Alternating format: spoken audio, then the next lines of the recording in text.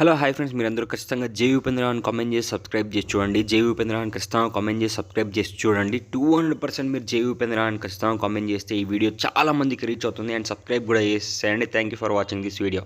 UI అన్న ఎలా అనిపించింది? ఏం అడుగుతున్నావు అన్న? సినిమా పిచ్చి దెబ్బింది మామూలుగా. ఎలా ఉంది నా పరిస్థితి?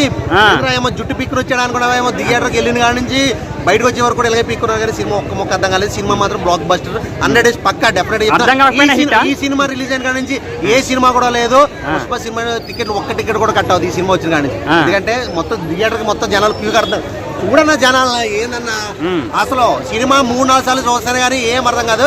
అందుకే ఇప్పుడు మళ్ళీ ఇంకోసారి పోతున్నా సినిమాకి, ఏమన్నా అర్థమవుతుంది ఏమో ఆ రేంజ్ లో. హైలైట్స్ ఏమనిపించినాయి మరి సినిమా? హైలైట్స్ ఏమనిపించింది అంటే, ఇంకోసారి సినిమా చూస్తే ఏమైనా అనిపిస్తుంది ఏమనిపిస్తుంది, అలా అనిపించింది నాకు. ఇంకో 2 సార్లు చూస్తే ఏమైనా హైలైట్స్ అనిపిస్తాయి ఏమన్నా. ఎందుకంటే ప్రతి సీను హైలైటే అసలు నిజంగా ఆ రేంజ్ లో ఉంది సినిమా మాత్రం. ఉపేంద్ర గారి సినిమా అంటే ఏదో డిఫరెంట్ గా ఉంటుంది, చూద్దాం అని ఎక్స్పెక్ట్ చేస్తాం కదా. ఈ సినిమా మొత్తం డిఫరెంట్ గా ఉంటుంది. ఫస్ట్ ఎండ్ అన్న, ప్రపంచం మొదలైన కాడి నుంచి ప్రపంచం అంతం అయిపోయే వరకు మీకు 2.5 గంటలు 3 గంటల్లో సినిమా చూపించాడంటే దాన్ని అర్థం చేసుకునే మైండ్ మనకు ఉండాలి కదా. ఫస్ట్ సినిమా వెళ్ళగానే ముందు అన్నాడు, నువ్వు మూర్ఖుడు అయితే థియేటర్లోకి వచ్చావు, లేకపోతే బయటికి పో అన్నాడు. మూర్ఖుడునే కూర్చున్నాను. సినిమా ఇప్పటికి కూడా నాకు అర్థం కాల. ఇంకో 4-5 సార్లు సినిమా చూస్తే ఏమైనా అర్థం అయ్యే అవకాశం ఉందేమో అనుకుంటున్నాను, కానీ అప్పుడు కూడా నాకు తెలిసి అర్థం కాదు. విలన్ క్యారెక్టర్ ఎలా అనిపించింది మరి?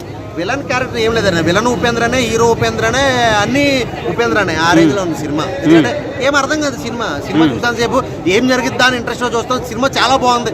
విజువల్స్ కానీ, ఎఫెక్ట్స్ కానీ, విఎఫ్ఎక్స్ కానీ అసలు నిజం చెప్తున్నా కల్కి సినిమా రేంజ్కి వెళ్ళిపోయింది సినిమా. ఇది కల్కి సినిమా రేంజ్ లో ఉంది సినిమా. అది అంతే. ఓవరాల్ గా హిట్టేనా?